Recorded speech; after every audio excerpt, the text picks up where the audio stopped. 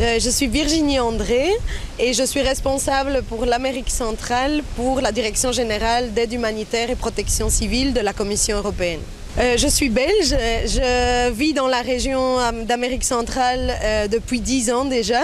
Je suis arrivée la première fois en Amérique centrale en réalité comme volontaire après l'ouragan Mitch en 1998 qui a causé plus de 10 000 morts dans la région d'Amérique centrale.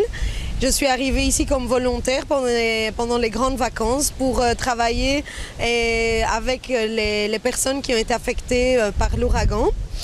À ce moment-là, j'ai connu ECHO, j'ai connu les actions humanitaires qui se faisaient dans la région d'Amérique centrale et plus spécialement au Nicaragua.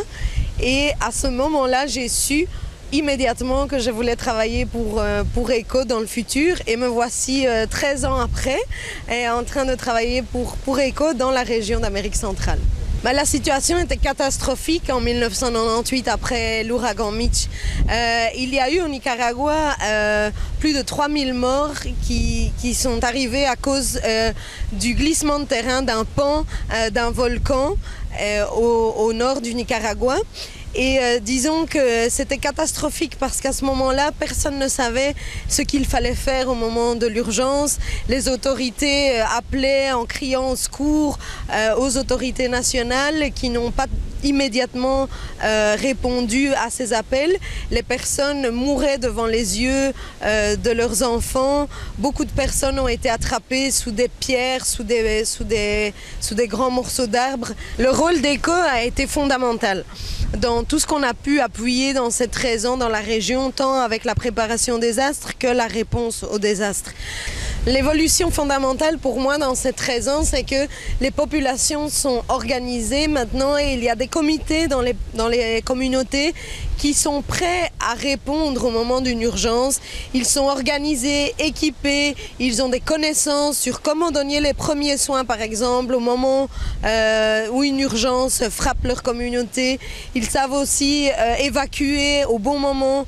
C'est toutes les choses en fait qui en une demi-heure peuvent changer une vie que maintenant les communautés apprennent à faire. Avant, il y avait pas toutes ces connaissances. C'était quelque chose qui n'avait pas vraiment été fait auparavant et c'est pour ça que ECHO a décidé d'avancer beaucoup plus avec son programme de préparation anti-désastre et parce qu'on est bien sûr toujours là pour répondre aux désastres et aux besoins qui sont nés des désastres, mais aussi l'important c'est de travailler avant avec les populations pour éviter la perte des vies humaines. Et ça on a vu en ces 13 ans, on a beaucoup d'expérience et de témoignages des personnes qui nous disent mais grâce à ce que j'ai appris, grâce aux exercices que j'ai fait pour m'entraîner en cas d'une inondation, j'ai su sauver ma vie mais aussi celle de mes enfants et de mes voisins et ça c'est quelque chose, ça n'a pas de prix. Évidemment, j'adore, la partie que j'adore le plus, c'est d'être en contact direct avec les populations que nous appuyons sur le terrain, échanger avec eux. Il y a tellement de choses incroyables qui viennent des idées de la population avec qui on travaille et ça nous donne toujours des nouvelles idées pour améliorer notre action humanitaire dans le futur. Donc ça c'est la partie que j'aime le plus. Mon message pour tous les gens qui contribuent au travers de leurs impôts à l'aide humanitaire européenne, c'est de leur dire que en fait vraiment leur aide arrive à bon port et arrive aux personnes qui en ont le plus besoin.